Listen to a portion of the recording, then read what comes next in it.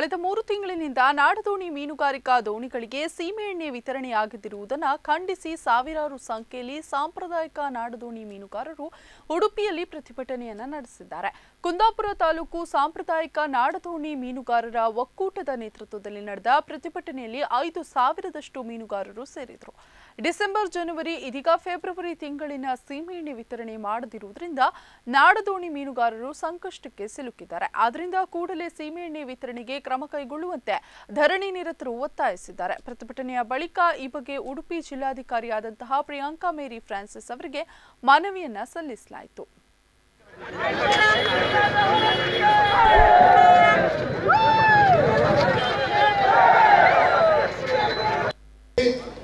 ಮಾನ್ಯ ಮುಖ್ಯಮಂತ್ರಿಗಳಿಗೂ ಕೂಡ ಬೈಂದೂರಿನಲ್ಲಿ ಮನವಿ ಕೊಟ್ಟಿದ್ದೇವೆ. ನಮ್ಮ ಬೈಂದೂರಿನ ಶಾಸಕರು ಹಾಗೆ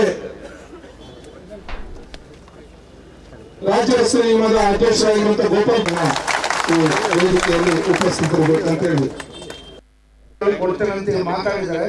ಕಮಿಷನರ್ ಮಾತಾಡಿದ್ದಾರೆ, ಸೆಕ್ರೆಟರಿ ಮಾತಾಡಿದ್ದಾರೆ. ಮೊನ್ನೆ ಮಿನಿಸ್ಟರ್ ಸ್ವತಃ ಹಣ ರಿಲೀಸ್ ಮಾಡಿದ್ದಾರೆ. ಫುಡ್ ಕಾರ್ಪೊರೇಷನ್ ಇಂಡಿಯಾಕ್ಕೆ ಹಣ ರಿಲೀಸ್ ಆಗಿದೆ. 5 ವರ್ಷ ಅವರು ಪರ್ಚೇಸ್ ಮಾಡಿ ನಮ್ಮ ಸೀಮೆಎಣ್ಣೆ ಕೊಡ್ಬೇಕಂತ ಈಗ ಮಾತಾಡಿದ್ದಾರೆ. ಕೊಡ್ತೇನೆ ಅಂತ ಹೇಳಿದ್ದಾರೆ. ಒಂದು ವೇಳೆ ಅವ್ರು ಕೊಡ್ತಿದ್ರೆ ನಾನು ನಮ್ಮ ಬೆಂಗಳೂರಿಗೆ ಹೋಗ್ತೇನೆ, ಅಲ್ಲಿ ಹೋಗಿ ಮತ್ತೆ ಪುನಃ ಮಾತಾಡ್ತೀನಿ. ಈ ವಿಷಯ ನಾನು ಕೂಡಲೇ ಸೆಕ್ರೆಟರಿ ಅವರ ಗಮನಕ್ಕೆ ತರ್ತೀನಿ. ತಮ್ದು ಕಟ್ಟಾಗಿರೋದು ಕೂಡ ಬೇಕು ಅಂತ ತಾವೇನು ಮನವಿ ಮಾಡ್ತಾ ಇದ್ರೆ ಅವರ ಗಮನಕ್ಕೆ ತರ್ತೀವಿ. ಅವರ ಆದೇಶ ಏನಂದ್ರು ತಮಗೆ ತಿಳಿಸ್ತೀವಿ ಕೂಡಲೇ. ಎರಡನೆಯದು ಹೇಳಿರುವಂತದ್ದು ಇದು 28 ಲಾಸ್ಟ್ ಡೇಟ್ ಇದೆ ಲಿಫ್ಟಿಂಗ್ ಅಂತದ್ದು. ಇವತ್ತು ಮಧ್ಯಾಹ್ನ ಒಳಗಡೆ ಟ್ಯಾಂಕರ್ ಮೂವ್ ಆಗ್ತದೆ ಅಂತ ಈಗ ಸರ್ಗೂ ಸೆಕ್ರೆಟರಿ ಅವರು ಮಾತಾಡ್ತಾರೆ, ನನಗೂ ಹೇಳಿದ್ದಾರೆ.